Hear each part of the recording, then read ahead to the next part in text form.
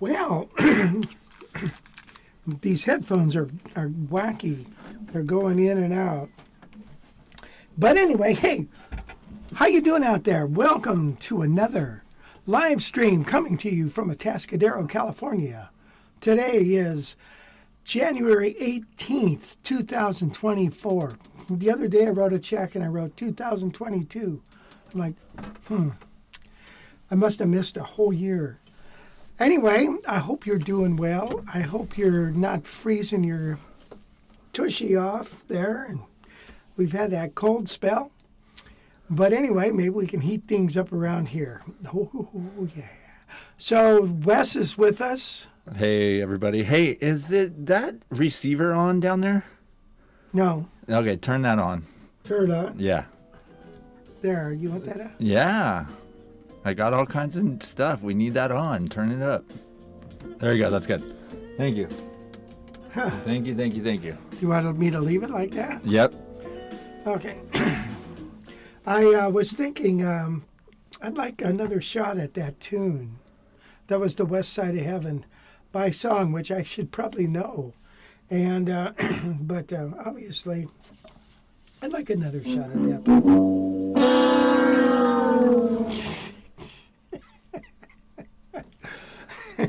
Thanks, Wes. Yep.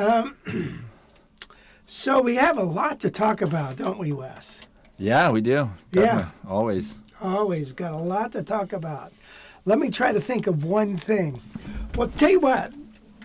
Here's something you guys have never seen before. And we're going to talk about this guy, this Super 400, 1981. Now, this is really exciting. This is next level, guys. The hell, man? Let me see. Why is that so loud? Oh, is Let me it? see. You're not going through the. Well, because you just adjusted that volume over there. I had it perfect, but then something happened. So turn that down a little bit. Not a lot, just a tiny bit. Okay. Oh, my. So, Anyway, excuse me, you guys. Try to stay focused. Try to stay I got focused all here. this Come stuff on. going on, and you got Stream Deck comes up here. It's supposed- Don't look at it. You're Okay. supposed to look at the camera. Oh, the camera. Yeah, okay. Hi, guys. Anyway, Gail's working the board out there. And let's see, last week, last Friday I played a gig. Was it Friday or Thursday? I think it was Thursday. I got a last minute call. A friend of mine was sick. And so she asked me to fill in with her, and I did at the Madonna Inn. You guys ever heard of that place? It's a famous place, Madonna Inn. And they had a wonderful little band there.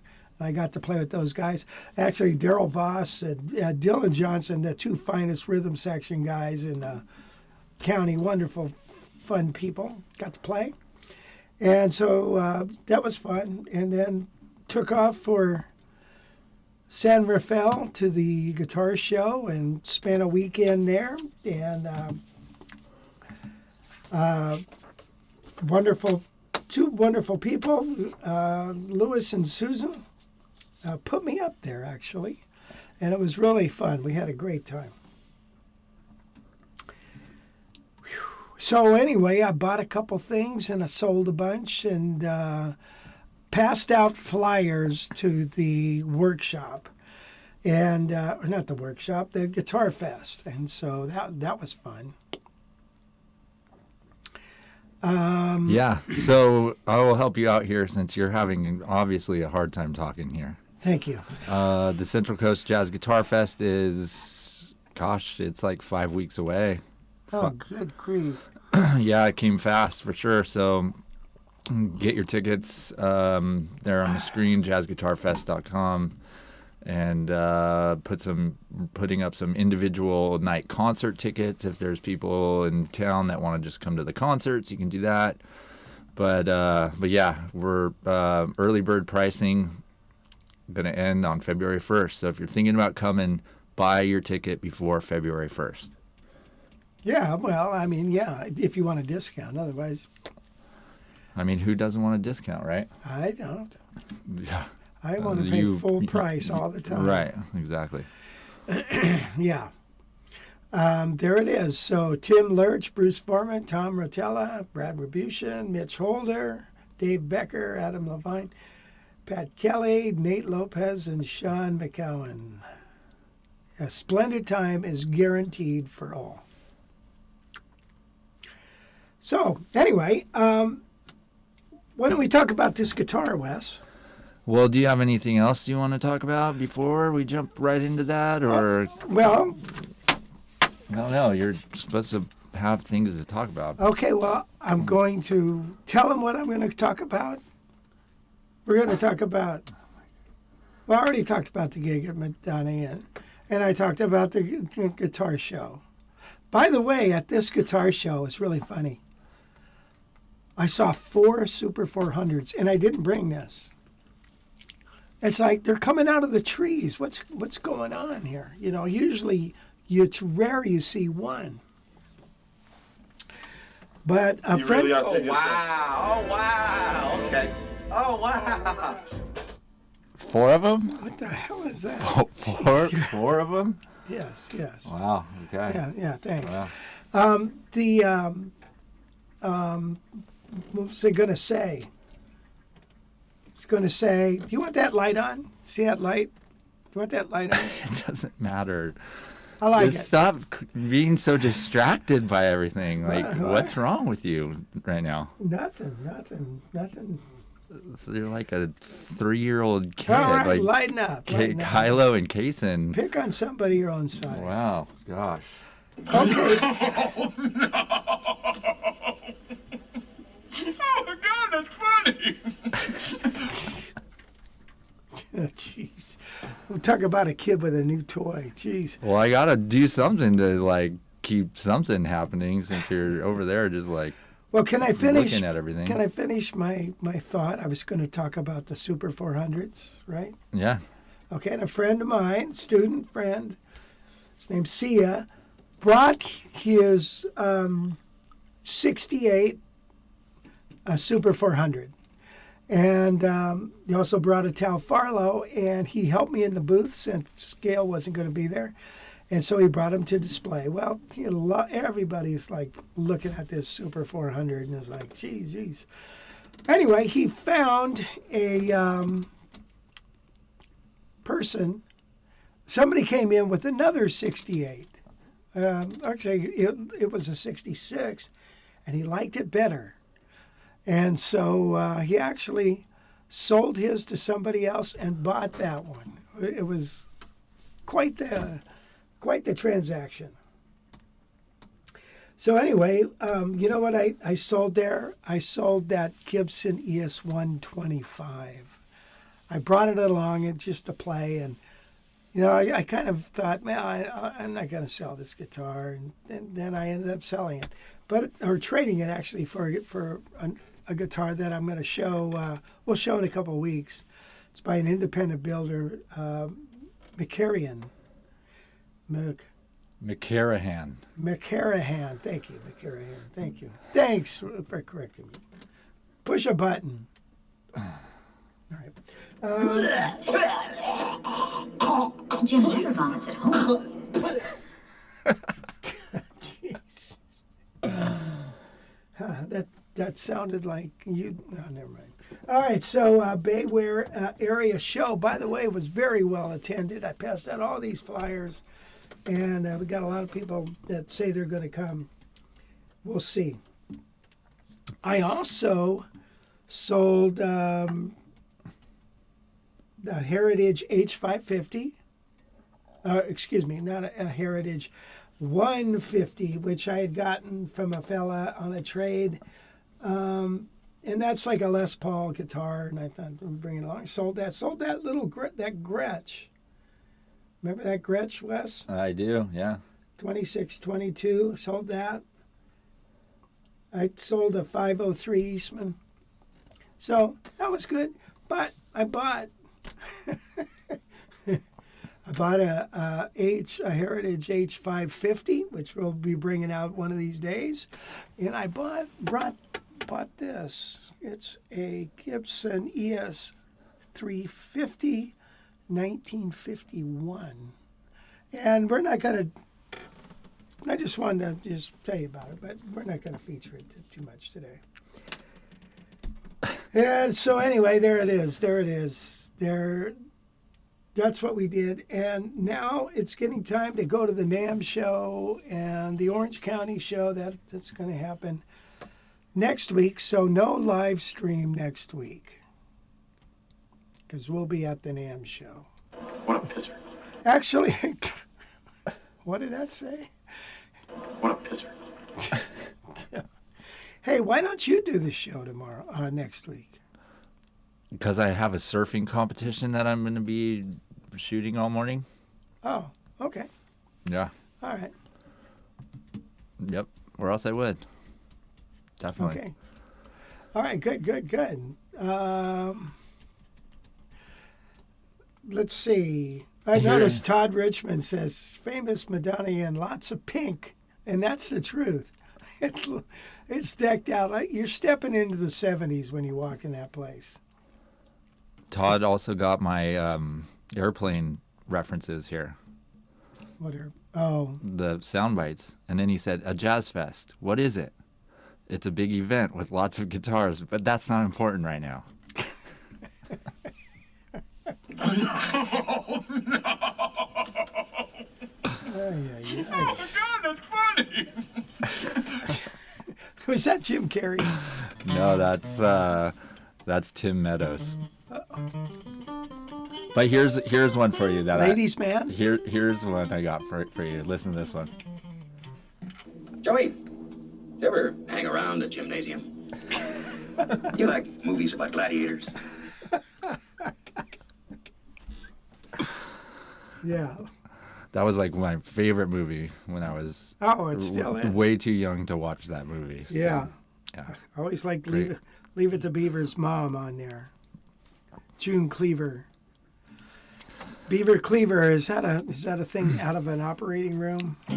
Anyway, let's see here. Roll call with Roland's here. What's up, Roland? Roland. Gordon's from Birmingham. He's here. Gordon's always one of the early birds here. John Burkhart, Western South Dakota. Heat wave today, -4. -4. Wow. But wind chill about -18. Wow. Mark Murrick is here from New Orleans. Looking forward to the festival in March. Yeah, we're looking forward to meeting you there, Mark. That's awesome you're coming out. Big Steve from Olympia. Mark's coming out? Yeah.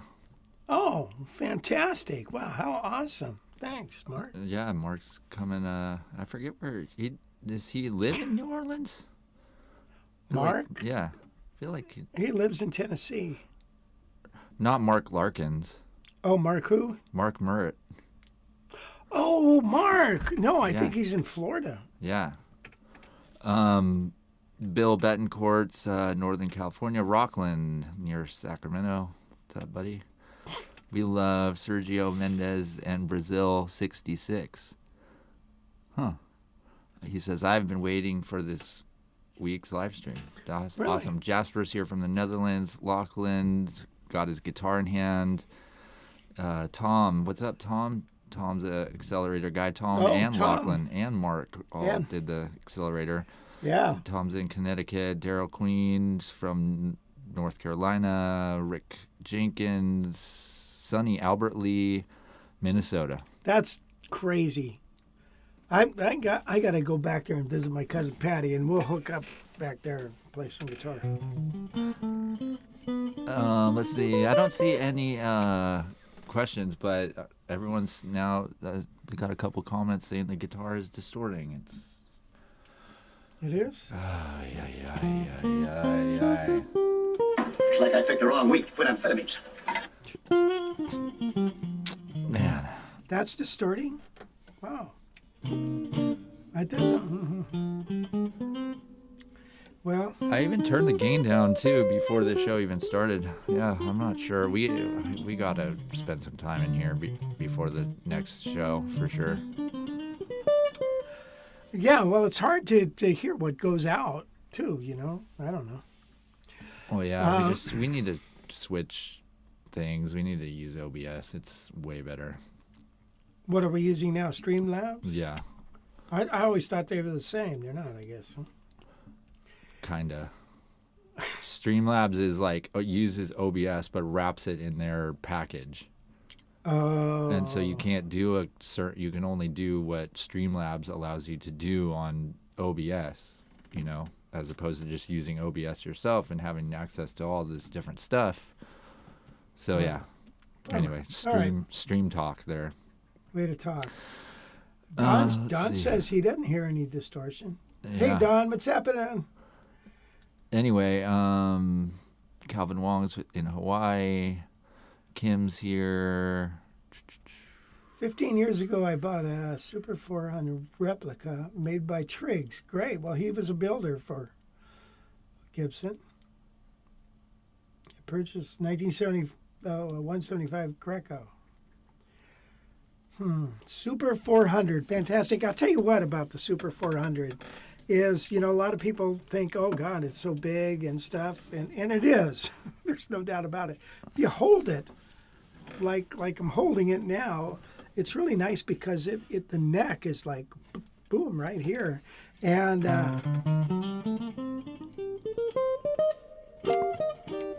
it's kind of nice. So if you hold it right, you're golden.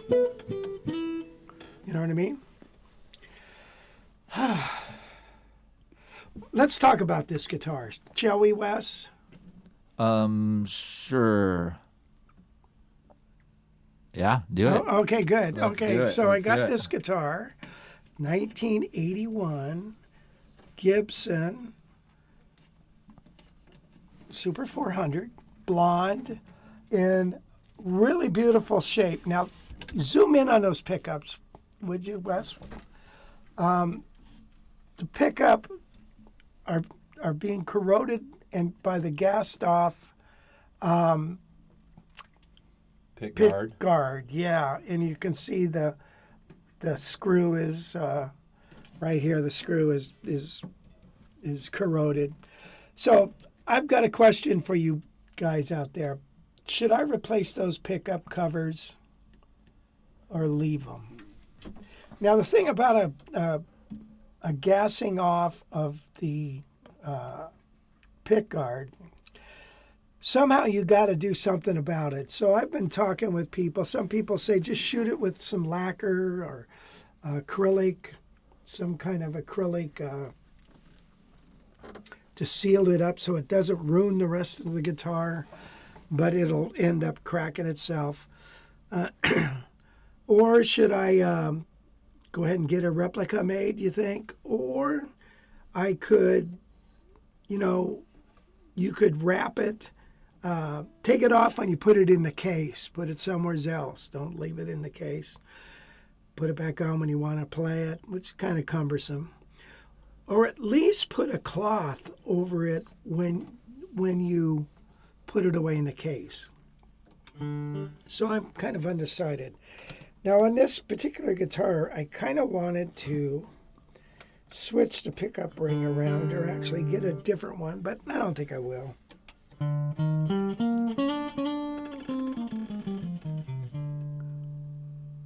Not nice. Well, we got the overhead on as well. Let's hear. Here's what it sounds like just with the overhead.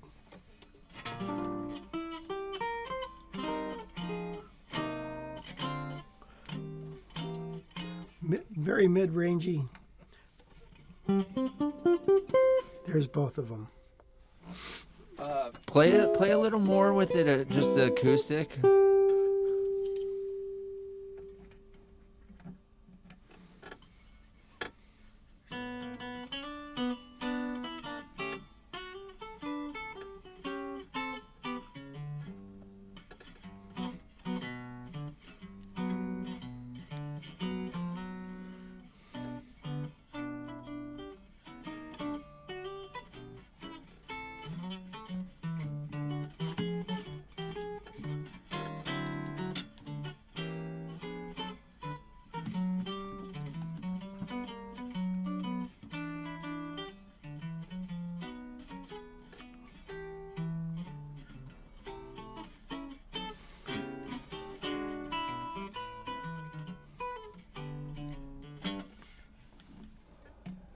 How about a little, just a little strumming on it?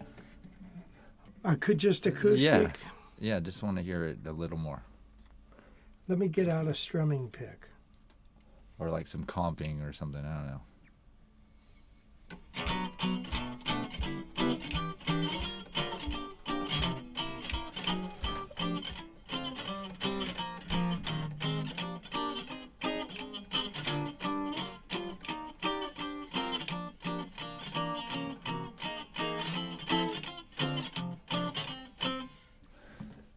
That's not. I was thinking it was going to be a little louder. It's not all that loud, right? I mean, just sounds like every other one. I thought it'd be a little louder. Well, you got these 2 pounds of pickup holding it down. So I don't know. Mm-hmm. Yeah, it's an electric guitar, not. Replace the pick guard. Get it out of the case and away from the guitar. It will ruin the binding. Too. Yeah, it's very true. So, where are we at? Do you want to go over this guitar now? Yeah. Or were we doing that? Maybe we were doing that. All right, take a look at it. So, tailpiece. Look at the tailpiece. It's beautiful. Zoom in on there, Wes.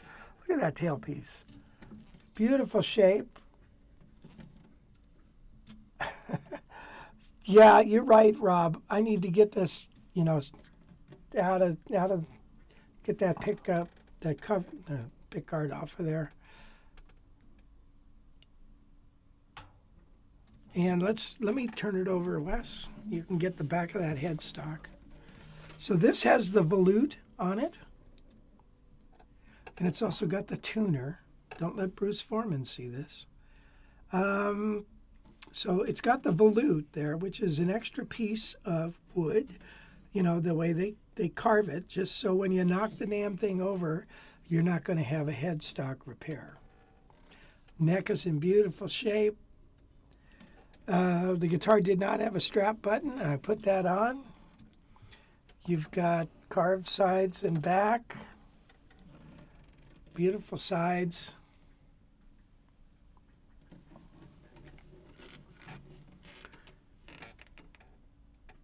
Yeah. It's a great guitar. It's a good original case and everything. So I have it priced at, I think, $85, which is, that's a lot of money. I was thinking maybe I ought to do it about $8, probably. So. Well, how much are the other ones going for on Reverb? Probably way more than that. Way more than that. You ought to check them out. Good grief. Does Jazz Daddies is wondering, does it have a fat neck? No. No, it doesn't. It's pretty thin. So what's your overall take on it? Like, talk about it. Does it feel good? Does it play good? Does it feel as good as an L5? Was the body bigger, make a huge difference? Like, let's get some words coming out of your mouth. Plays fantastic. The frets are wonderful on it. I've got the action set so low. It's crazy. The truss rod's working great. It's got a wooden bridge on it, which I assume is original. The high E string, I think the bridge is cut in a little too far. That needs a little attention. Nothing big. It's in beautiful shape. Plays fantastic. I think it sounds great. Don't you? Yeah, it does sound good. I mean, it sounds like the real deal, man. Yeah. And the binding is all beautiful. There's no chips in it.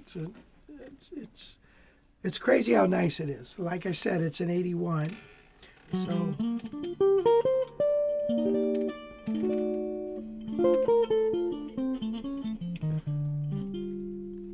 So it's a beautiful shape. What do you think about the pickup covers, guys? Think I'd replace those? Did anybody comment? Yeah. What'd they say? Let's see. This is all over the place. Dawn Boudreau's here. Says that's in great shape considering the age. Dawn's just started the accelerator program this past week, so stoked to have you.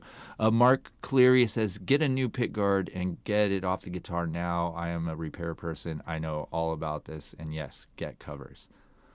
And get covers? Yeah. Tom says, I'll keep the pickup covers if it was me.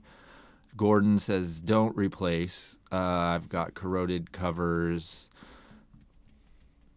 plated at jewelers. Huh, that's interesting.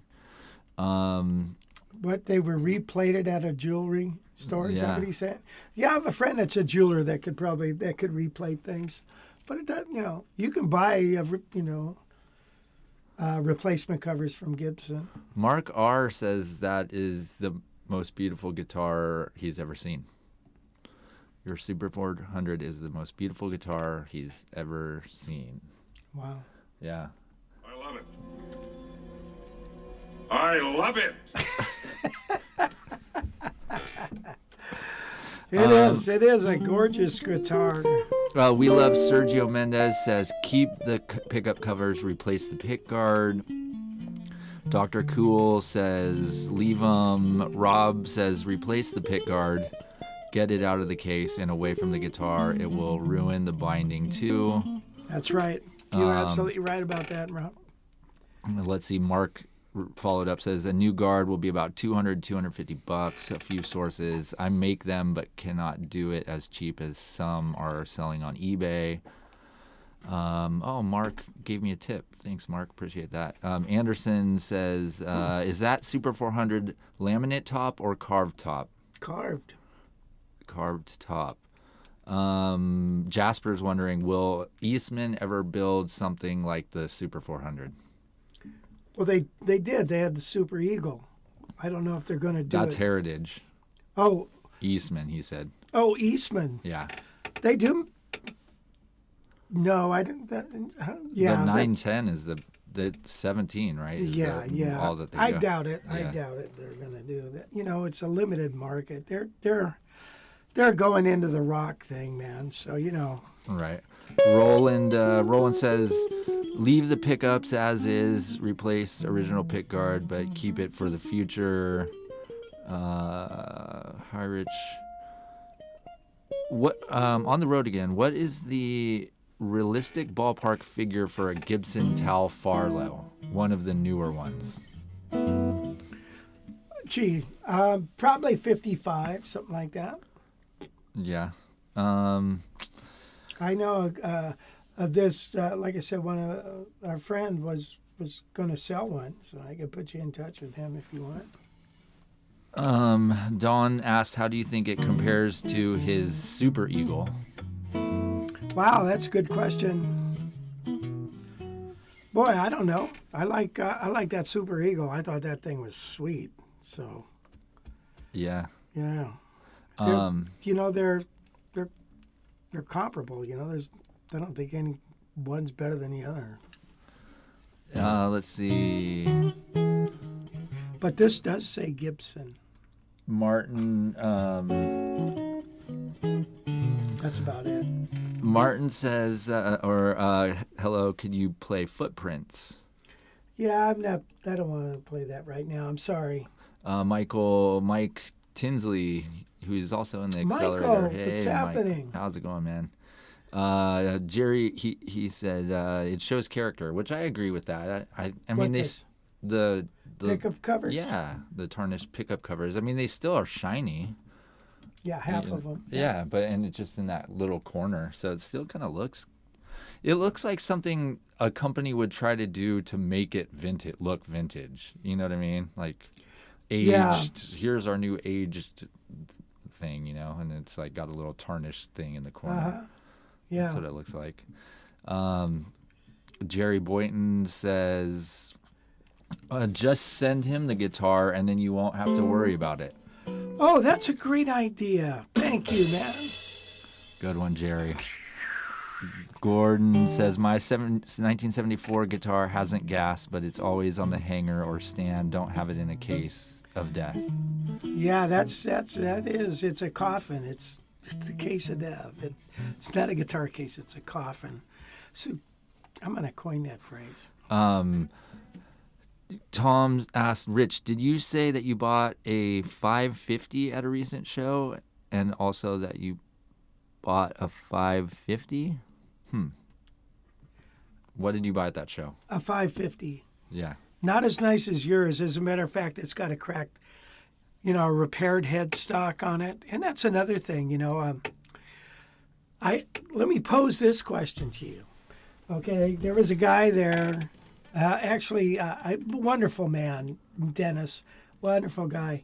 And he has a golden eagle with a repaired headstock, and it's not like it's hidden either. It's just there, but it's repaired and solid, and it's got a cracked top.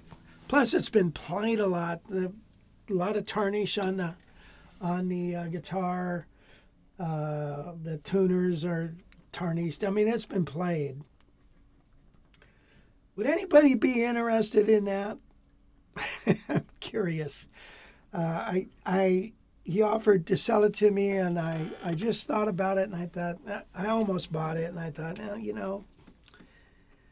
a lot of times guys want guitars that are their lifetime guitar, like this is like a once-in-a-lifetime guitar, so they generally don't want one super played, although if they're a player, they could get it at a good price. And it's a Golden Eagle with mounted pickups, which those are not cheap. So if somebody's interested in that, email me and we'll try to make arrangements. Hey, Wes, why don't you do a little news real quick? Wow. Okay. I don't have any, but yeah. What about that fest? Oh, yeah, Trivia. okay. Thank you. So yeah, we've been doing interviews. Oh God, hurry! Look out! What? Get out! We've been doing interviews with all the guys at the festival, and they're just really excited about it. So we put together a quick little video for that, and yeah, these guys are pumped up to come check it out. So here you go. You know, you liken it to something like Disneyland or whatever, but for me it's so much more than anything like that. I mean, it's really the best hang. I can't wait for this festival, and I think it's really nice. It's such a beautiful location, and it's going to be a blast for sure. It's really just an incredible experience in so many different ways. For one, to just have so many like-minded musicians around. I mean, it's a busy weekend, you know, any kind of good guitar festival, like I'm sure this will be, you know, you've got so many different things to see, so many concerts, clinics, hangs. Yeah, it's great to be able to touch base if you can, but yeah, you're always going in multiple directions. Here I'll be playing, and I'll be teaching and attending any other workshops I can, listening to everybody's concerts, and then staying in that beautiful hotel lodge you have there, and just hanging out, playing in the everywhere I can be. So yeah, I look forward to chatting with everybody. Jazz is a really neat thing. It's really neat to see how many different ways it can be approached, and it's been around for so long. I think it has evolved so many different ways, and it's really great to share playing, share concept ideas on so many different things. So I'm really looking forward to it. And with the guys that are going to be there, I mean, the wealth of information, I'm looking forward to learning stuff, being around all those guys myself. Yeah. Feeling some stuff. That's the benefit of me doing this, is that I get free guitar lessons. We're going to have some good food, good hang, teaching, a lot of students, and I call them students, but you know, they're just people that love guitar, you know, so they're not really students. Nothing wrong with that. We need more of them. I look forward to coming down and spending some more time with you and all the rest of the guys. I'd be happy to encourage everybody, my followers and my friends and my students who are far flung and everywhere around, to come and join us for the weekend. You know, maybe, you know, you're already sick of me, but there'll be a whole bunch of really other groovy guys there too. And so, but get in there, because it's the most important thing, I think, is the environment and the hang and the camaraderie that you develop and the new friends you're going to meet who are players like yourself. I think that's the powerful thing, not necessarily, you know, which performer you like the most or whatever. That you're going to get it all. Yeah, the hang is really the fun part about it all. I think for a lot of people there, the beauty will be to hear new people that they didn't even know existed and get to know them. And then, you know, and obviously when you get to know somebody, their music, it takes on a different dynamic when you hear it. You appreciate it in a different way. Everybody should come. I mean, we're going to hang, we're going to play, we're going to talk about guitars, you know what I mean? How often do we all get to do that together? That's it's wonderful. That's to me what makes these things. It's just get to hear other people. Of course, the impromptu jam sessions that happen, the cool seminars that people put on. You know, everybody maybe has been working on something new and wants to share it with the world, or just has a different way of looking at something that really helps your playing or your teaching. I mean, there's just so many benefits there beyond just the fun factor, which is really should be enough of a reason to do it. Looking forward to it and hope to see all of you there. I think it's going to be great for everyone, the students, the teachers, and, you know, give and take, vendors, Q&A, and all the above, basically. Yeah. So Dave, I know you've got a class planned. I do. It's the truth about triads. And we're going to break down how triads really work in our musical system and how they are the basis for everything, for soloing, for comping. If you've done scales and you've done arpeggios or you've done whatever, you'll learn a lot from this. And if you've already dabbled in triads, you'll learn a lot more too. It's a really interesting window. When I'm doing things like this, from the time that I get there until the time that I leave, I am there for anybody's, questions or anything at all. There's never a time when, except when I'm sleeping, that ask me. I know some guys are like, oh man, it's lunchtime, let's not talk about music. But for me, that's the whole purpose of that, is to share information. And I love to talk about the guitar and about music. And so I hope that you guys come out, and I'm looking forward to seeing everybody there. So I mean, I would have died to go to something like this. You know, if you hear or see something, you have all the time in the world and intimacy and you know, and less crazy environment to really check everything out and ask questions or just hear what other people have to say, you know.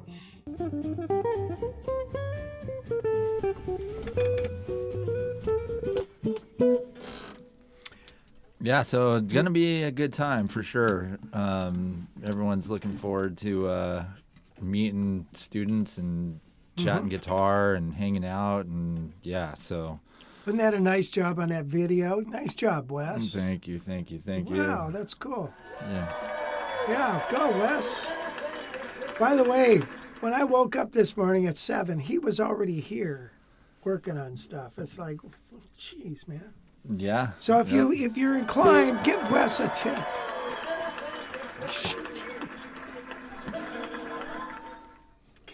I have a feeling you're just like when you were a kid. I'm gonna have to rip that frickin' toy out and throw it out the car window. Do you remember when you had that whistle when you were a little boy? No. Yeah, that whistle that goes woo. Oh, woo. yeah. I said, Wes, you do that one more time, I'm throwing it out the window, and I did, and he was very surprised. Yeah. Please, no! No!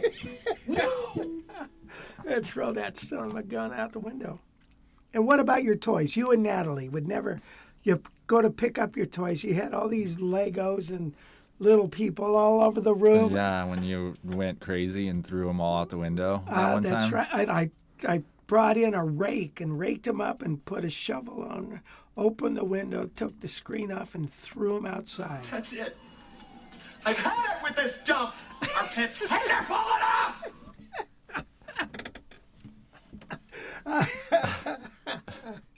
Yeah, so there you go. So I have a feeling I might have to do that with this thing someday. Not yet, but yeah, someday. I don't know about that. Yeah, I think that's yeah. Yeah, see, they don't like that. The crowd clearly just yeah. Yeah. Yeah. So we'll play another tune on this. We'll do some octaves. Huh? Yeah. Lachlan asked, in the mood to play Georgia? Sure. Why don't they play it on another guitar? So I got something else to play on something else. Okay. I'll play Eleanor Rigby on this. Ready? You might have to adjust the volumes. Okay.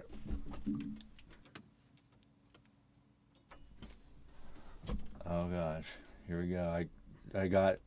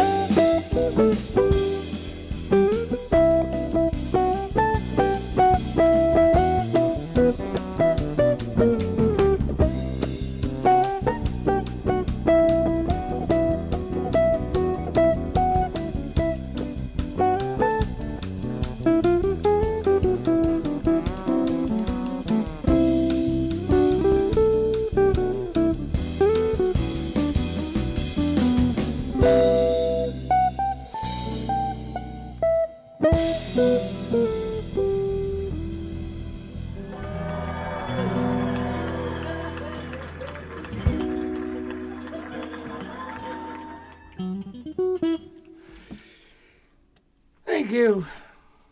Thank you. I love it.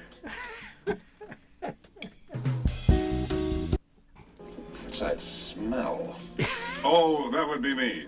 I've been swimming in raw sewage. How many of those things you got in there? Jeez Louise. Ay, ay, ay. Anyway, there it is, Super 400. Wait, before oh man, you took the strap off. Now that's gonna. Oh. What? Let's do a finger style piece on it. I thought I already did. I already did, didn't I? No, I did when I'm 64. I played it like half of it when it was on an acoustic. Oh, okay, all right. Well, let's do a piece. Let's do a finger style piece then on there. Let's see.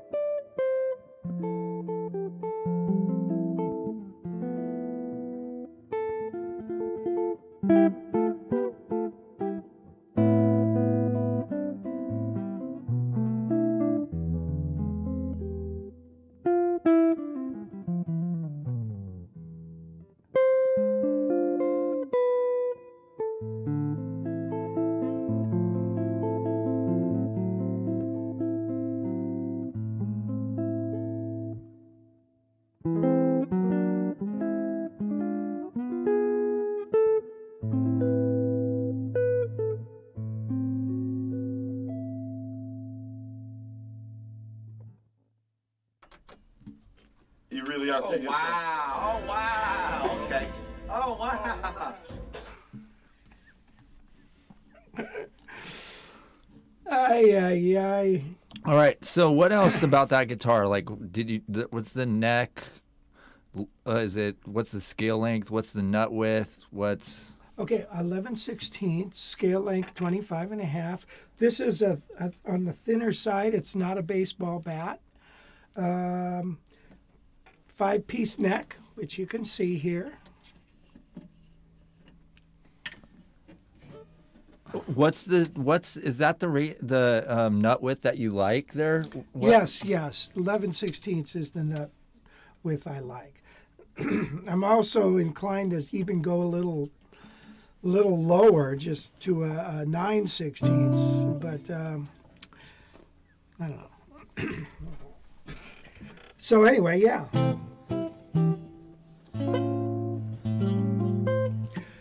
There it is. These guitars are priced all, Oh, one thing I do want to mention. Oh yeah, I forgot about this. If you take a look at the back of the headstock, can you zoom in on this, Wes? Is that all you can do? You can see it says second. Okay, this is a second, and if you look at the guitar, there's absolutely nothing wrong with it. Nothing at all. So back in the day, Gibson was having a heck of a time competing with the Japanese companies. Distributors, dealers were not happy.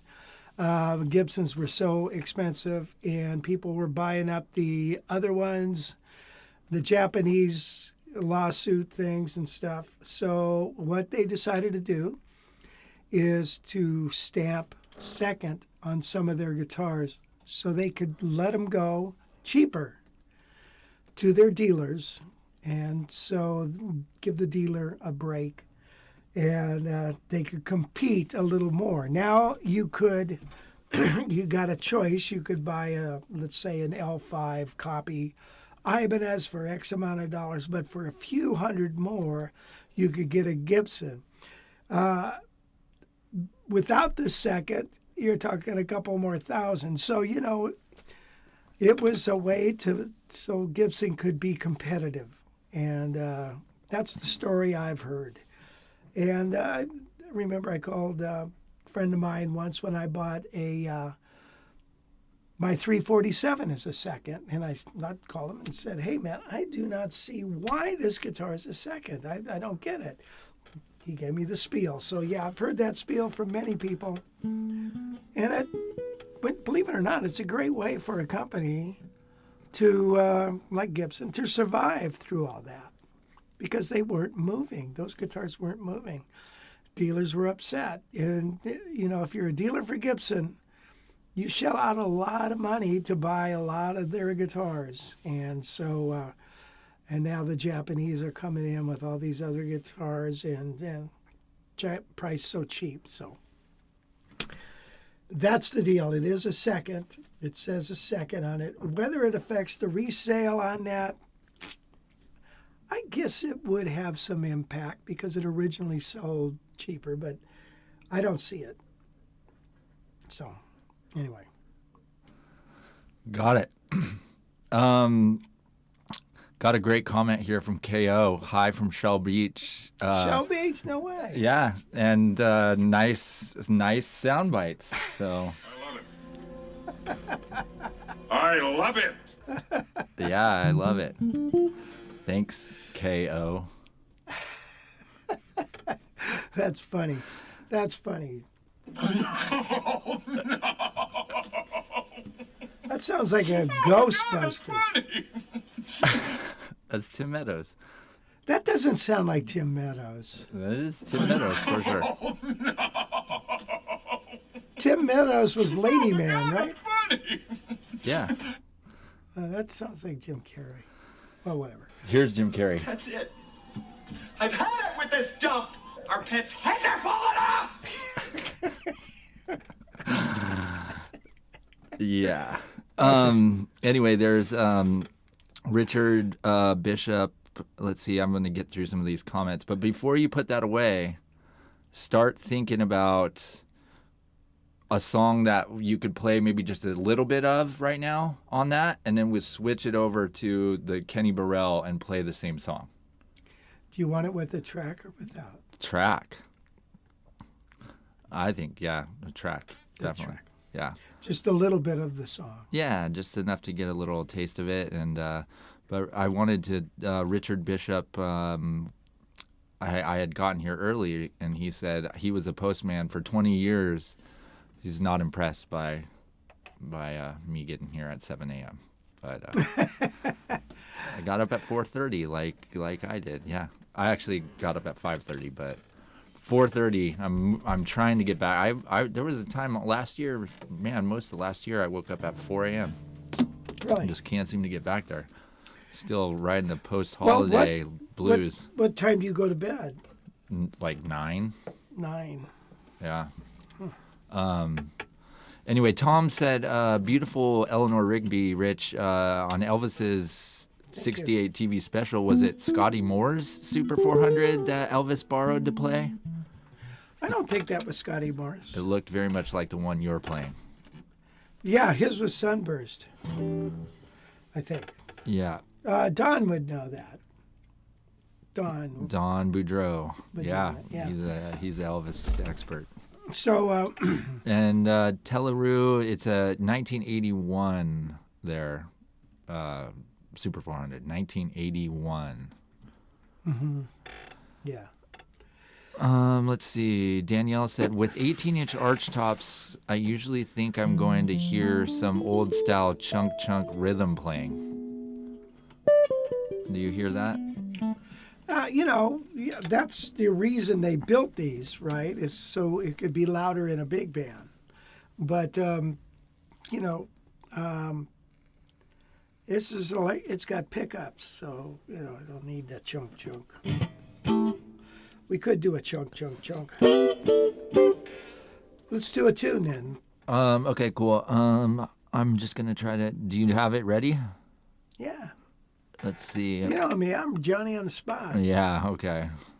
That's definitely not the case, but I love that tune. What are you doing the rest of your life? John Burkott said, great tune. Thanks for playing. I'm just trying to get through these comments here. John Burkhardt, I believe Merle Travis played a Super 400.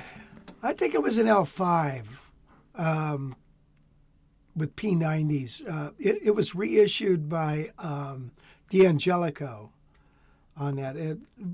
We have a old video of me interviewing Tom Bresch, who's the son, Merle Travis, playing that guitar. So, Gordon said, I like volutes. They also act as a reference point for your thumb to save constantly looking down. Okay. Yeah. So what's your thought? Do you notice even a difference? No, not at all. As my friend Mitch Holder said, I said to him once, I don't know if I like the volute. And he said, you'll like it when you knock your guitar over. Right. Eddie Davis is here. Hey, Eddie. That's a great answer. How's it going, buddy? Eddie, he said, what's thanks, up, Rich. One of my favorite Bill Evans recordings is What Are You Doing the Rest of Your Life? And then Don chimed in here and said, I think it was Scotty Moore's, someone mentioned on here. He sold it to buy a lawn tractor. Yeah. Yeah, so. Have you priced lawn tractors lately? No. I just did. I was just over at. For the big lawn that you have? Yeah, no. Just because I'm interested, because I had 3 or 4 of them in our course of our life in Cornwall. I'm thinking, geez, holy crap, man, we're talking now $7-8 grand for a nice one. It's like, gee, that's more than I spent on my car. Wow. Yeah. Yeah, that's quite a bit. definitely. All right. What do you? Patrick Evans is at Ducky's. Cool.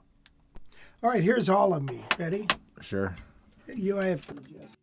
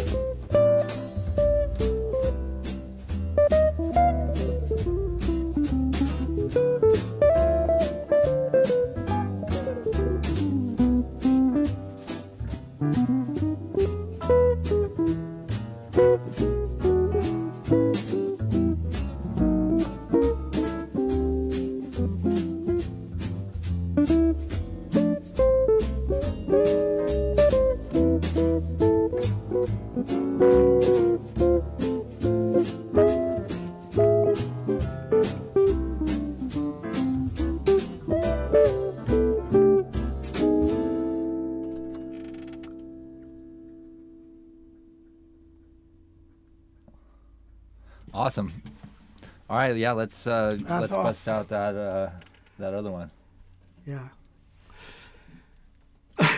I think it's funny that that particular song kind of cracks me up because that's an old song, man. I mean, it's old. Not that I play any new ones, but it's old, and it kind of sounds old to me, you know. But I'll play that song at a guitar show, and people love it. So I think it makes them think of Lawrence Welk or something. Here's the music we're gonna play while you switch guitars. Then you try to get your strap going. Thank you. Yeah. Oh. Hold on. Aren't you glad I take some time doing this? See. This makes it way more entertaining to watch you do this. All right, where's that chord? Hold on, let me get this chord.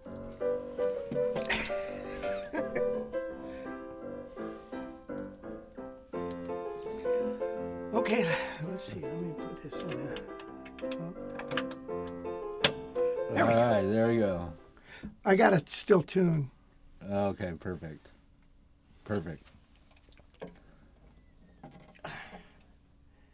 Here's because I got music for tuning too. Oh, you do? Yeah.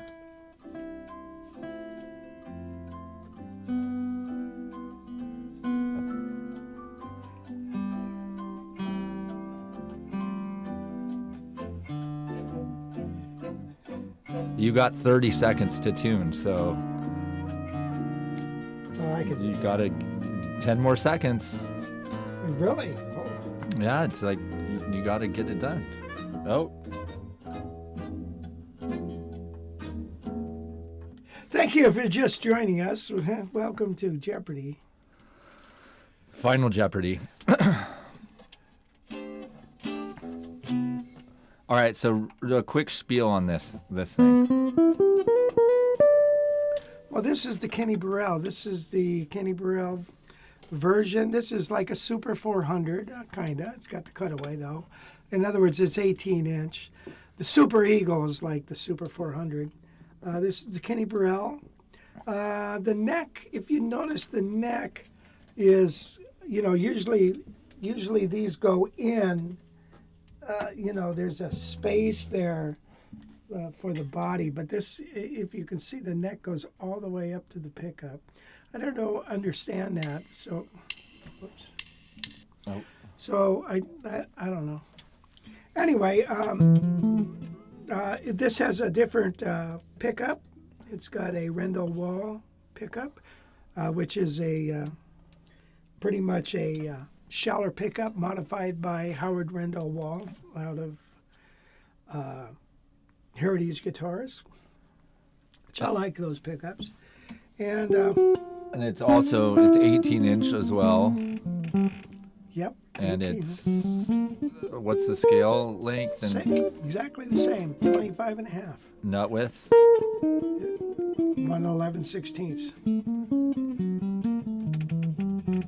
So yeah, it's just that it's got a nice throaty sound. It's a beautiful guitar. All right, yeah, let's try it. I don't know. I'm kind of. Try what? You want to do all of me again? Yeah. Again. Okay, all of me again. And then. Yeah, let's hear it. Here it comes.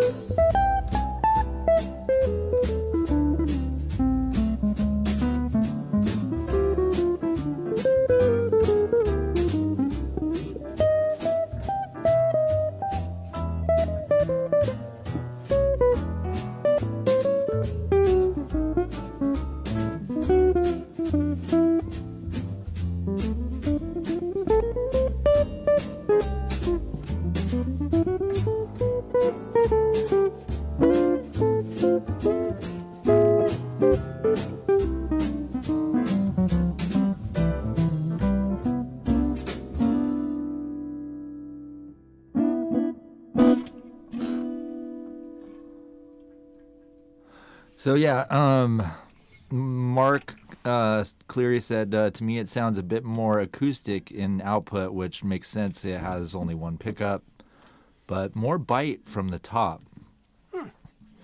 It's top. I can bites. see that, definitely. Yeah. Interesting. Yeah, they're both, it's amazing how guitars can be so similar and yet be so different.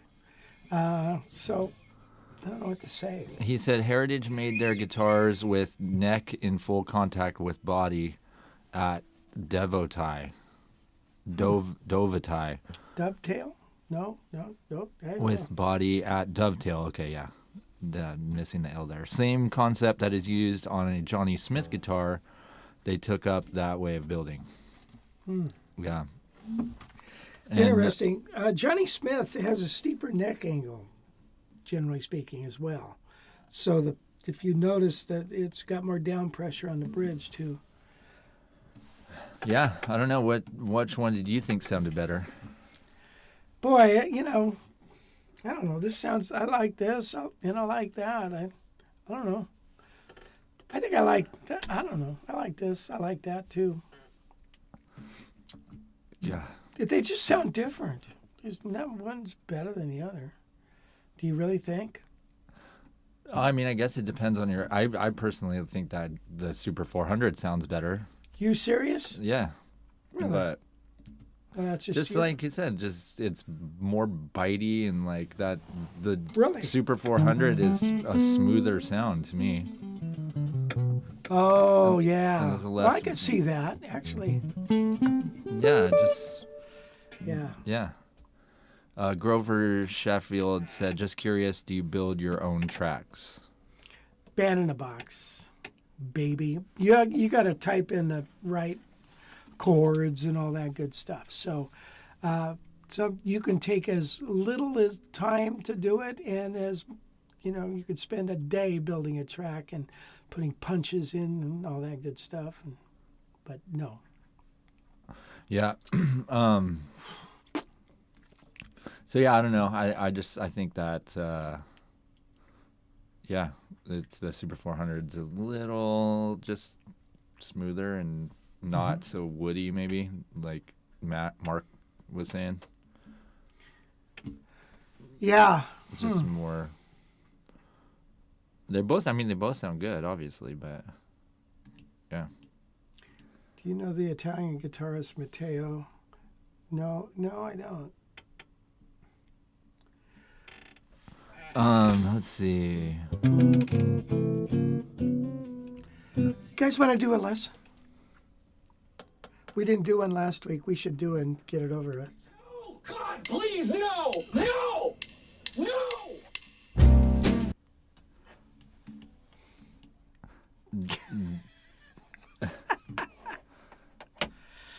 All right, yeah. If you want to do a lesson, go ahead.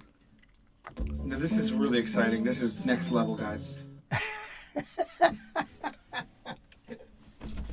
Now this is really exciting. This is really next level. Yeah. So look at when we talk about an altered scale, a really cool scale is it's called the Altered Dominant Natural 5. For a long time, I didn't know the name of this scale. And then finally, I found it out. And what it is basically, it's almost like a cross between a diminished and a something else. But the other thing about the scale is it's easy to play. And I'm going to show you why. So the scale goes like this. Look at it. Goes, you play it over altered dominant chord. Here's a D7, right? So if I go up a half step, up a whole step, and up a half step to the third. Okay, that's the first half of the scale. Now, if I find the fifth and then go up a half step and a whole step, that's the scale.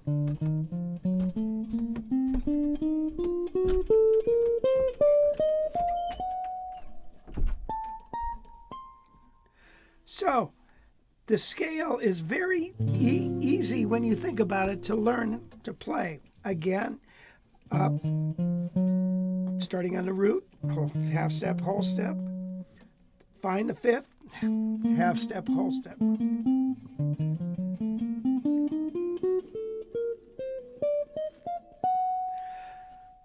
Now, descending, you want to look for the third and the flat seven.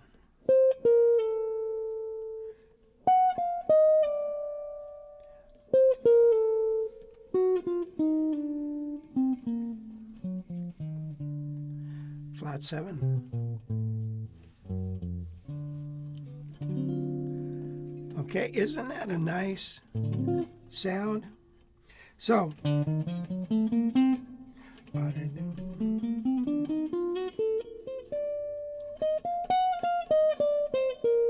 now what's so different about that as compared to melodic minor up a half step, the jazz scale, the altered dominant scale, whatever the hell you want to call it? This has the flat 5 in it.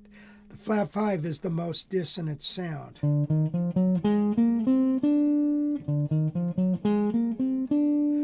Okay, so it's a little more dissonant, right? This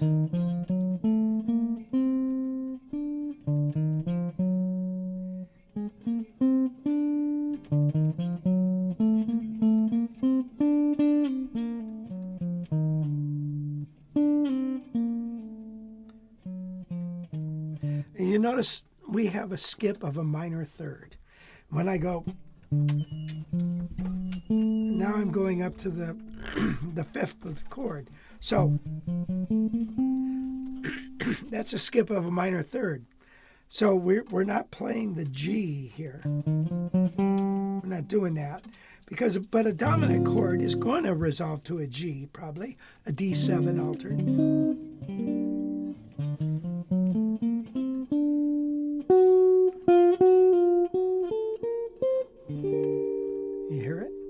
Here's an E7.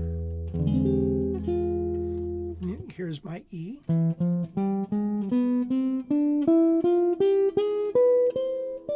that goes to A. You hear it?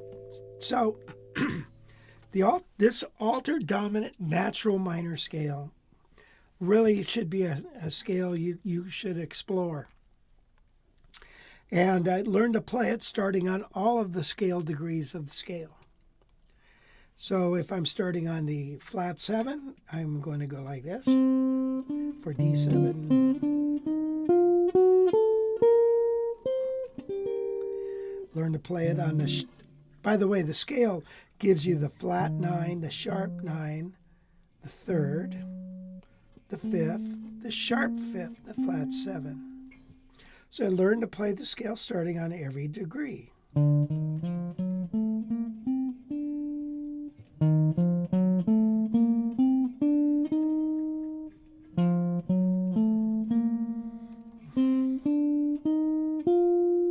Notice how they all sound just a hair different.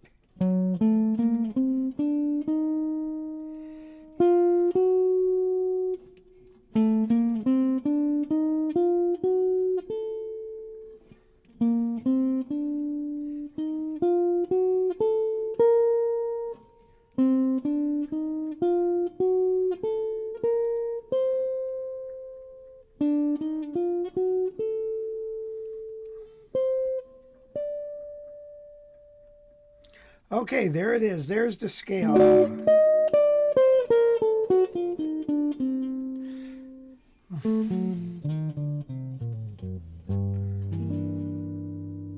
Okay, so learn that the altered dominant natural minor, also referred to as the Phrygian flat 4, or it's the third mode of the harmonic major scale. All right, that's it for today. What's that smell? Oh, that would be me.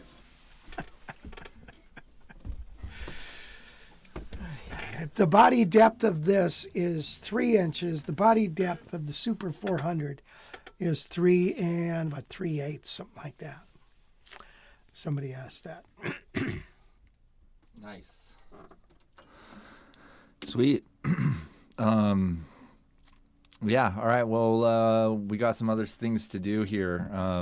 You better get out that other one, the 350. Okay. All right. Do you have something you could talk to them about while I get that out? Yeah. Go ahead. Go ahead. Go. No, don't. No, seriously, something you can. I don't. Come on, man.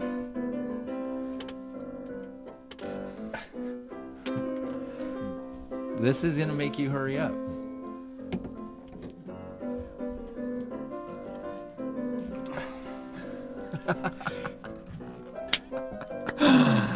Oh, that's funny. That is funny. You know, you got a little bit of your mother in you. You could really laugh at your jokes, really.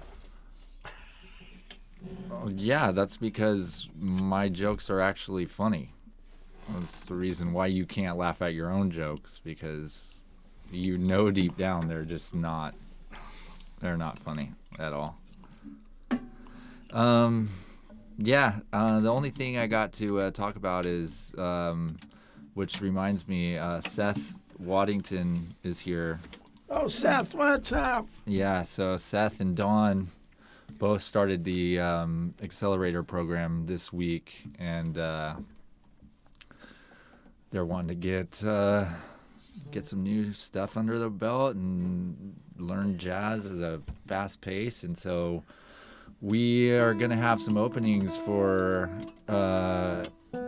the accelerator program. It's our one-on-one coaching program, customized to your skill level, what you want to learn.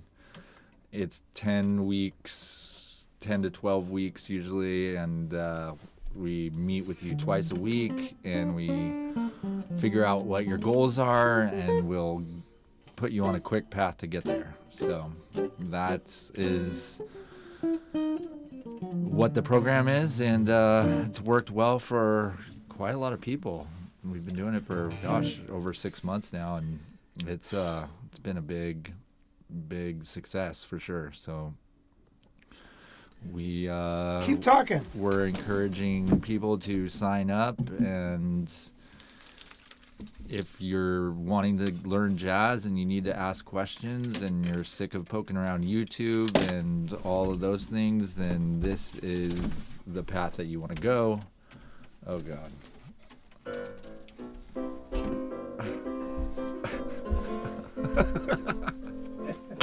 He's out of frame, sadly, but if you can see it, yeah, he had the cord wrapped around his foot as usual. But anyway, so yeah, if you guys are interested in doing some accelerator program, it is really easy to book a call.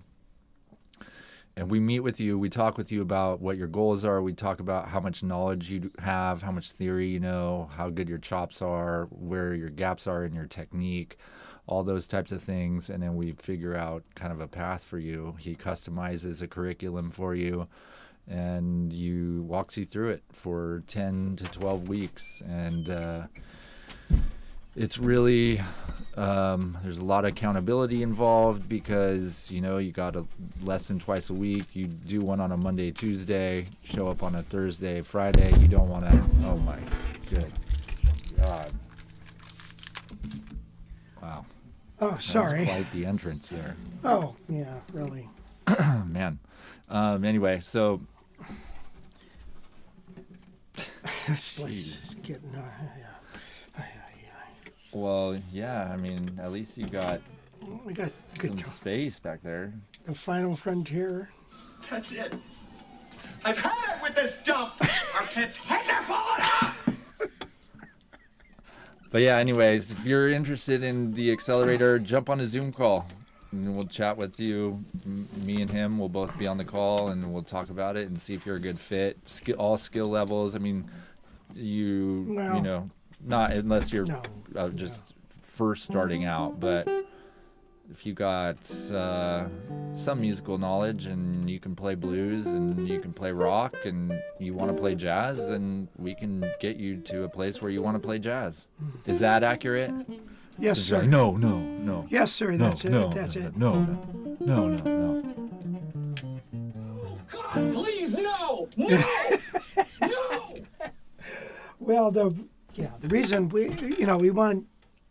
Yeah, never mind. Yeah, you're right, Wes. I'm always right.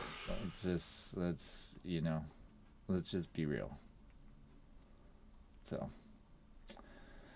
Okay, so this I just picked up at the show is a 1951 ES350, and it's a it's a very interesting guitar.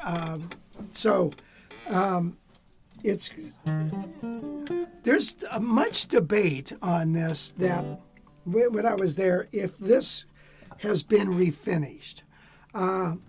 I don't think it has. Everybody, I don't remember that color. This should be yellower than it is. So I don't know the history behind this guitar. Maybe it just spent a lot of time. A lot of times guitars get yellow because they were working in nightclubs, I'll tell you. And so I don't know the history of this guitar. But it's original frets, I'll tell you that. And original pickups. And you know what's funny about this guitar? It's got 2 volumes and a tone. So here's full-on volume on both of the pickups. Is that loud enough? Because it doesn't seem like... Is it coming through, Wes? Like...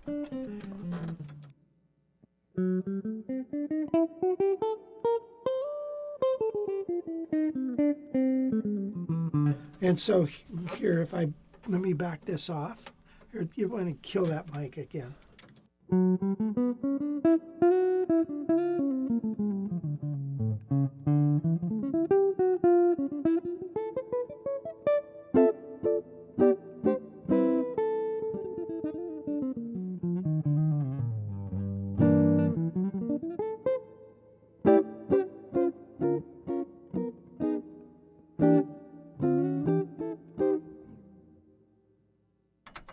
So anyway, that's the guitar. It's kind of a trippy guitar. It sounded good from what I just heard. Yeah, it's. You know what inspired me to get this is of course, is Bruce with his gosh,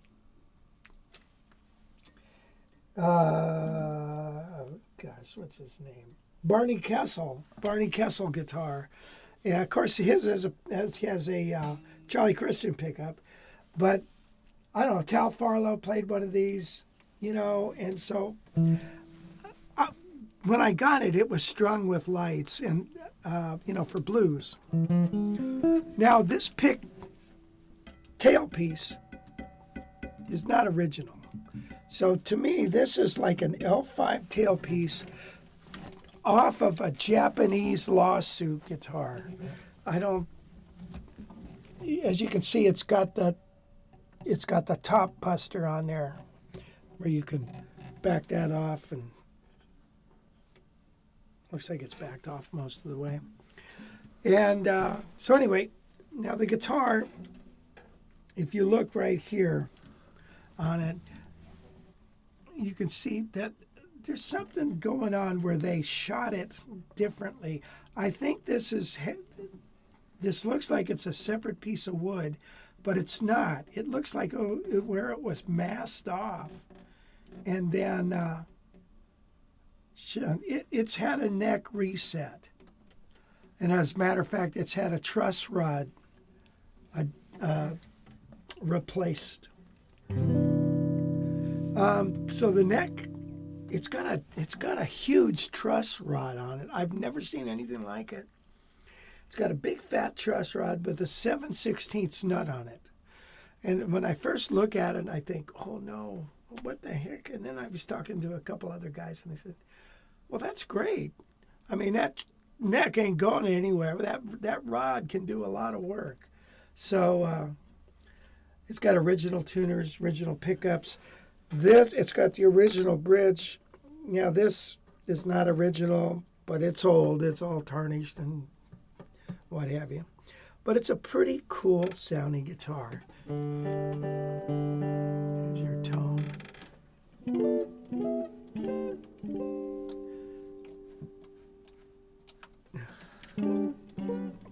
Mark says, given the tailpiece situation, my guess is that it is refinished. Look for overspray in the what? In the F holes on the back of the guitar. If you see that, then yes, refinish. In the few holes on the back of the guitar. Okay, well, I will do that. I think I did look in there. Yeah, and I don't see that. I'll have to look under closer scrutiny. He also said put it under a black light, but that will not necessarily prove it refinished, but it can detect if obvious.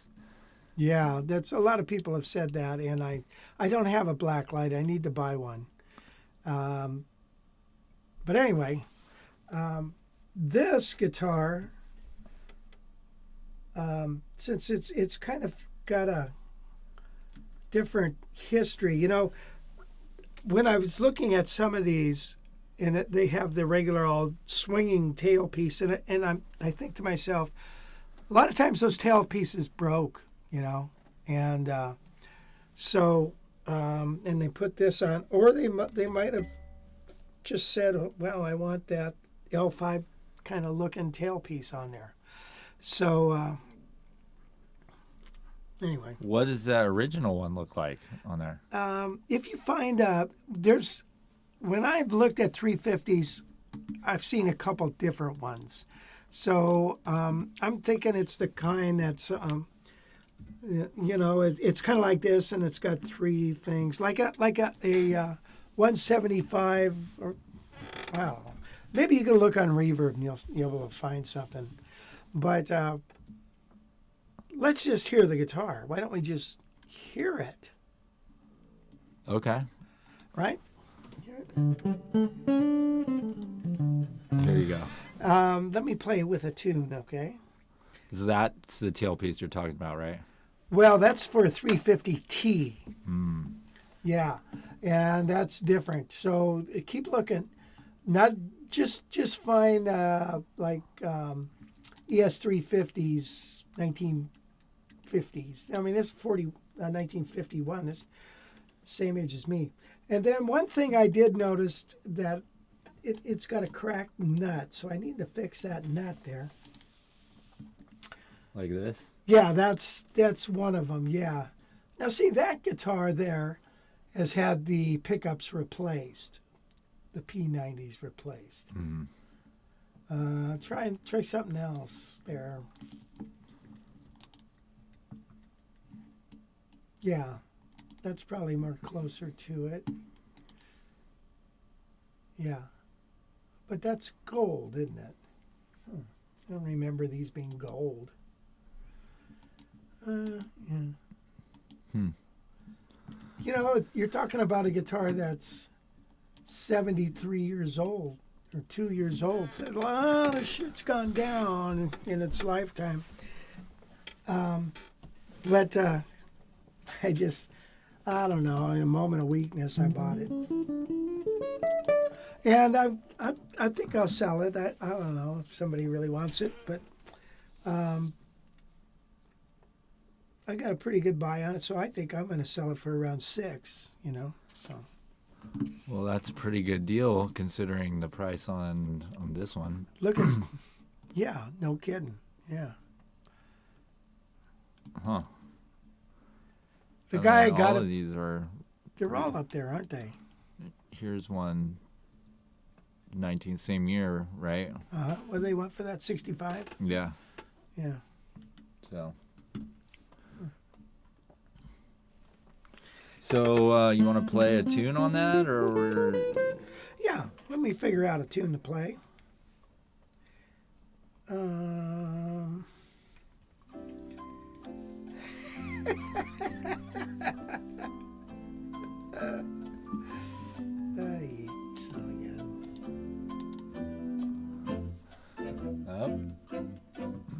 Is it time? 15 seconds left. You better hurry. Okay, all right. Oh, jeez. Because you know what happens after it ends, right? Then we go to, oh, you didn't do it. Okay, all right, I'm ready. What is this?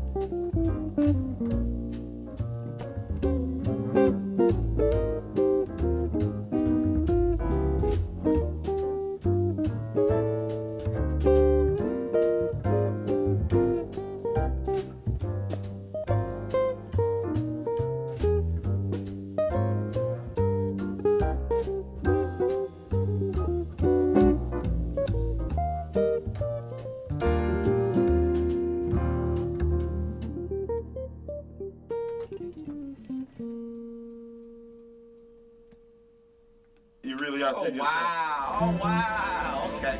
Oh, wow. Mark said, sounds very nice and smooth through the amp, which, Mark, we're going actually direct into a Mackie Pro Effects mixing board, so we don't have the amp going at the moment, but... That's right. We were going to play these through this Henriksen. The Jimi Henriksen? Yeah, and then, Henriksen, that one. Yikes. Okay. I will give the edge to the Super 400 and the Kenny Burrell. Not a huge difference, but not quite the definition in notes. And then Gordon said very woody sound, better than the other two, but does it have comparable sustain? Will notes last forever? No.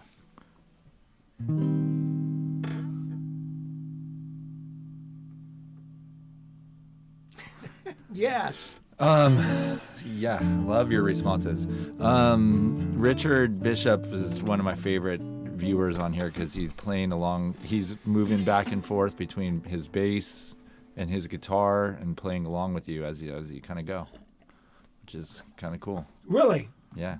Wow. He said, I made all the right Pasqualifications to that piece, Rich. Woo, that was fun. We have to do it more often. Okay. Richard also really wants you to go to New York and play at the Mesro Jazz Club. That'd be fun. Yeah, and sit in with. Never Pasquale. been to New York. I'd love to go there. Yeah. Yeah, so you have to get over there. Jacob just joined the party. Jacob, what's up? how's it going? What up? So I was going to get out. We were going to talk about some of these other guitars. Do you want to? We've already talked about. Let's talk about the D'Angelico. We got 10 more minutes. D'Angelico, and I got the Eastman 480 too. You know. So. Well, yeah, but then you decided last minute that hey, we need to feature this 350 too. So right, I'm trying to say 4 guitars is enough, but yeah, that's true. Hey, get 5 in here. Can you get some close-ups of this? Yeah.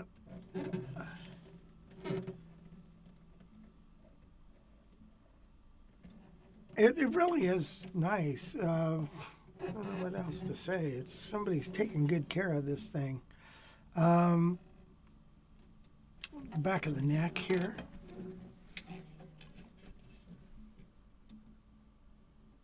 Back of the headstock. It's really nice. So I will look and see if it's been refinished or not. It's got a blooper here where I guess somebody decided to put a strap button there, and that's a weird ass place to put one, but whoever, whatever. So anyway.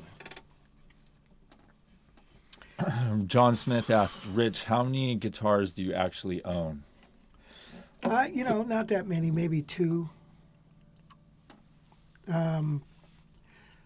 Or 40.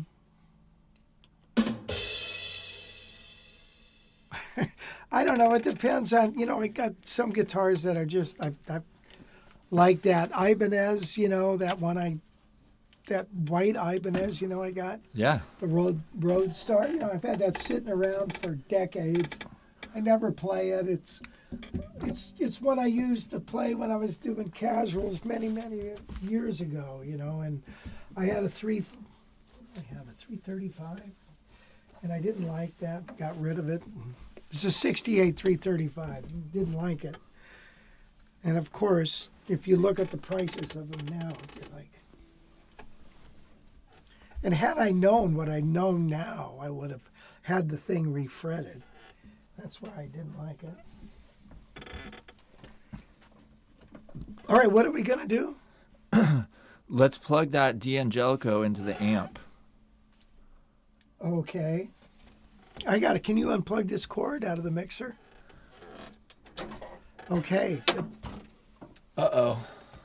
What'd you do? Wow, that cord landed like right on the perfect button. That was crazy. Huh. Yeah. Cuckoo, man. La Besa.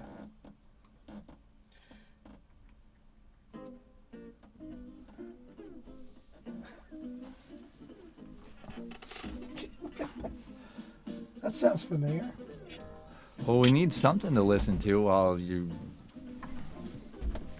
twirl around back there, and we should have probably got a cord ready for that amp. Yeah, probably. Yeah. I probably should do a lot of things. I guess I would have to get here at 6 Wes, a.m. don't you know how to improvise? 6 a.m. Just improvise, man. Oh my gosh. God, jeez. That's the beauty of this improvisation, man. It's all about improvisation.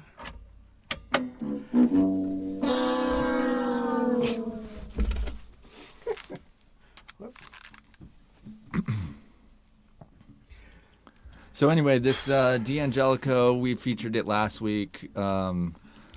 It's gonna make its big debut, or it did make its big debut last Thursday when we featured it. It's this newly redesigned EXL1, which they have two styles now. This one here with the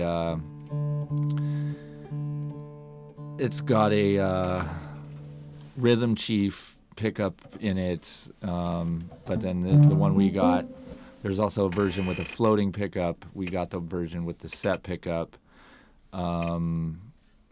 Two new colors as well. This is the Amber Burst that we have. It says the neck shape has been resigned for the perfect balance of comfort and heft. Yeah. It's perfect. So. Yeah, so they gave us one to try out, and we didn't get a chance to plug it into the Henriksen amp, and we wanted to check that out. Where's the music? I'm gonna have to, come out 6 a.m. start time for me. Get these guitars tuned and chords running everywhere, and is this overdriving? No.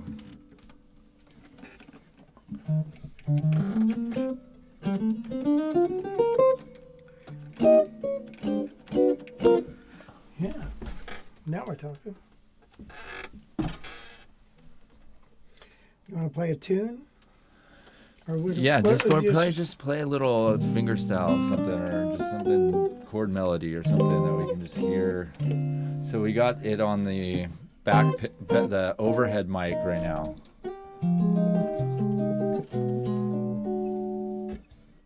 Oh, yeah.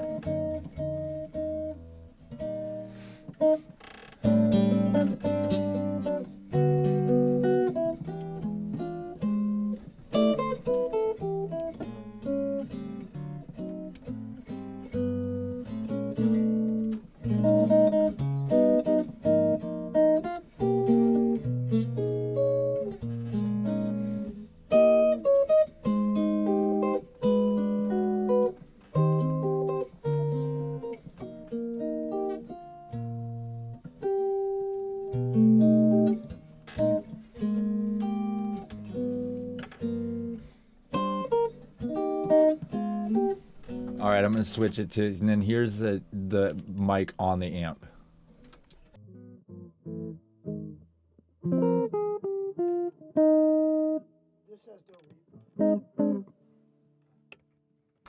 Add some reverb. No, I'll do it. Reverb off the amp.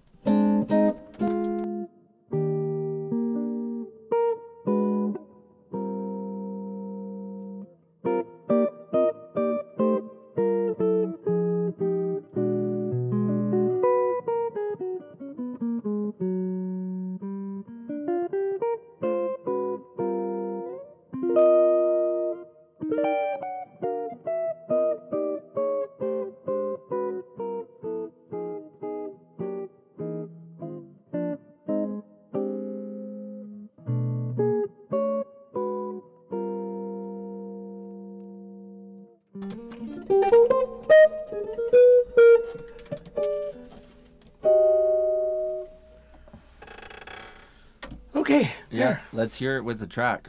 Okay. Okie dokie. By the way, William Melton.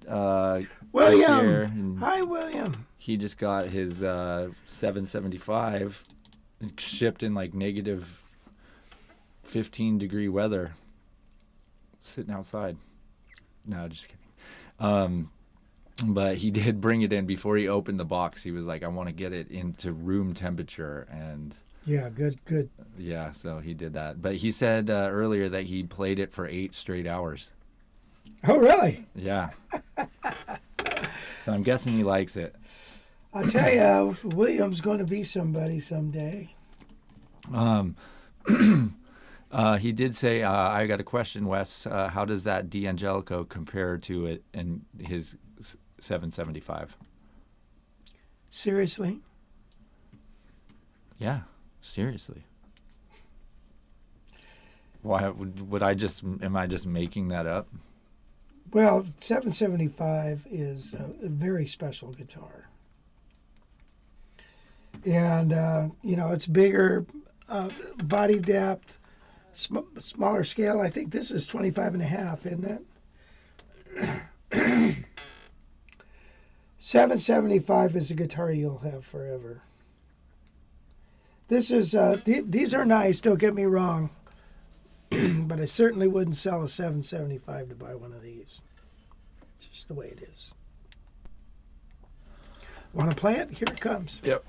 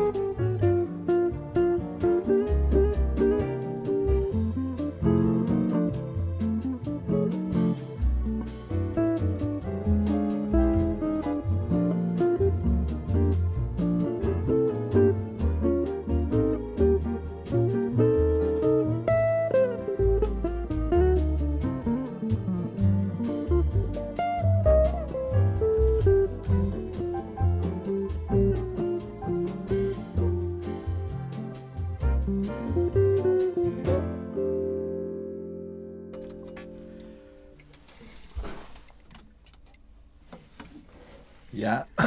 Mark Cleary commented, sounds nice, scary considering the price of that versus the others he played. Sound is in the hands, right? Excuse me. Yeah, I mean, that guitar sounds good. It just, it does. it's It does for sound the good. price, they were really kind of nailing it, Mhm. It's hard to beat. I mean, good job on D'Angelico for sure. They're going to send us a Style B too. Hopefully I'm in the anxious to in the see next that. few weeks with Yeah. the monkey on a stick pickup. Is that what you call it?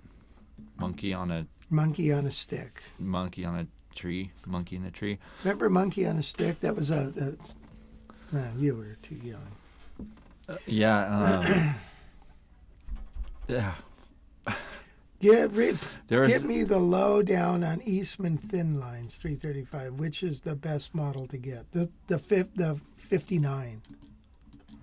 That's better than the T184? Well, that's good too. They're both really good. Is one of them? I'd stay away from the 483s or whatever they are. 40. Yeah. Remember the is one? I mean, is one of those a hollow body, or do they both? They're all both? semi-hollow. Gotcha. So they don't have a semi-hollow or a full hollow thin thing. No, I don't believe they do. Remember the game Barrel of Monkeys? No. You don't? Where they all had the hooks in their arms and like you tried to pull one out and you tried to pull just a single one out, but they would like hook onto each other. No, I really No. don't remember that. Yeah, it's pretty funny. Old So, game. are we going to sell this one? Yeah, at some point. Yeah. Yeah, so if you're interested, send us an email. Contact information is in the description. But I've been really impressed with that, and plus I love the way that thing looks. Yeah. It looks super cool. It's yeah, just has a cool look, and obviously the headstock is pretty sweet. Yeah. Thanks for your additional commentary there. That headstock is Yeah, sweet. yeah. I was going to say it's also very yeah, heavy. Watch. Yeah. Yeah, It's got some girth. It's got some girth to it, man. But yeah, so Just realize how hard you work, Wes. The stuff we don't see. exactly. Really? Yeah, and then also too. Well, give Wes a tip. He does work hard. Anderson said that Wes, you have a hard job, and the added job of keeping Rich on task. That in itself is obviously you can see it. So yeah, it's definitely. What a pisser. What was that? Oh. What a pisser. So are we getting towards the end here? Joey, Joey, you ever hang around the gymnasium? You like movies about gladiators? So yeah, that's why I bought this sound effects machine, to keep me sane while I try to wrangle this in. So if you guys do want to give me a tip, I would greatly appreciate it.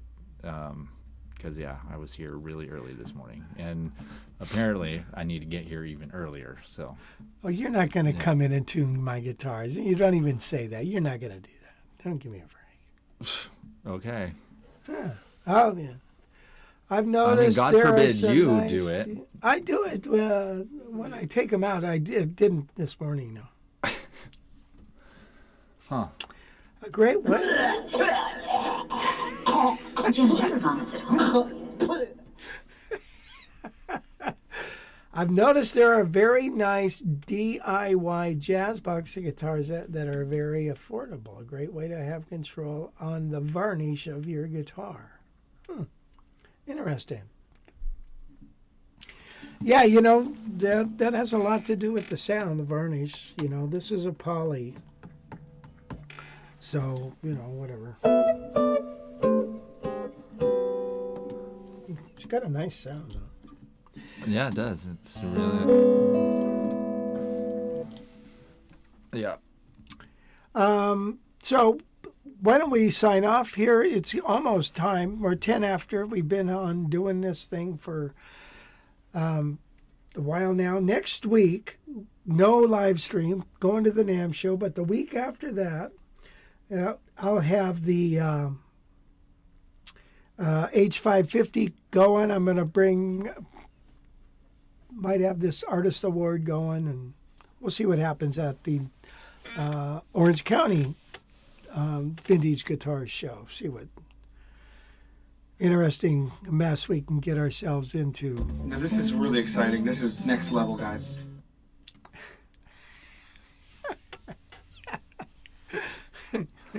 Don't forget the tickets for the jazz festival. Yes. God forbid you talk about that either. So I'll do it.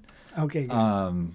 Yeah, their tickets are going to go up in price on February 1st. Early bird pricing is still underway. You guys got to come. It's going to be awesome. If you missed the video that I showed, rewind it till about 40 minutes in or so. And these teachers are excited to have you guys out there. They're ready to hang out, mingle, chat, talk crap, talk trash, tell jokes, whatever they're. Oh, it's going to be you fun. You can do whatever you want. Get a drink with them. Yeah, there's going to be good wine. Take one out to dinner. There's a great bar in that place. There is a great bar. Great restaurant. Great food in that restaurant. So it's going to be really fun, and yeah, you just gotta get out there for sure, definitely. So we do have a guy. Soundtag Guitars. Soundtag Guitars is coming out, right? Yeah, from Germany. From Germany. Can you believe that, man? Coming to our fest from Germany. Yeah, now, he makes some awesome guitars. He does. He's got a couple that Bruce Foreman play. That red guitar is one of his. Wonderful guy, wonderful builder, and they're not as expensive as you think. But anyway, they're going to be there.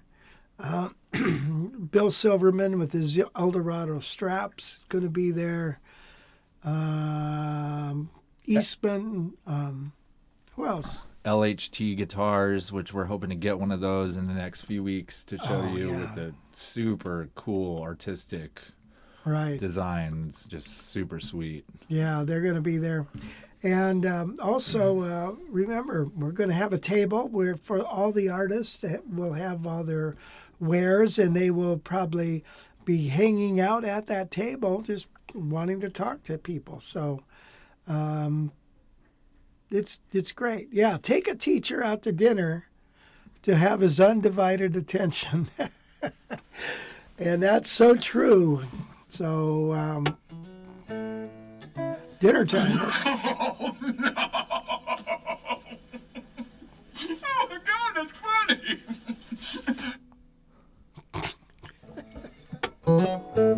Hey, take me out to dinner too. I'll be there.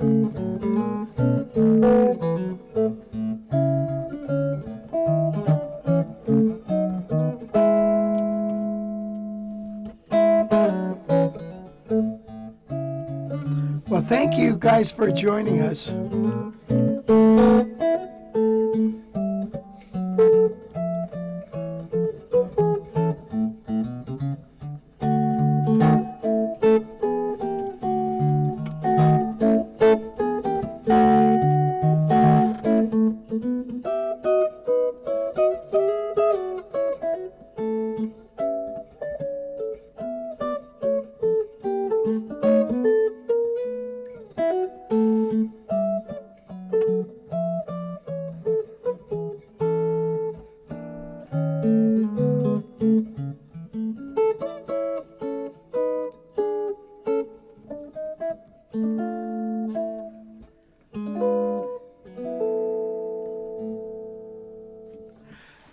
Somebody just asked, have you ever tried Greg Mendocino guitars. Grez.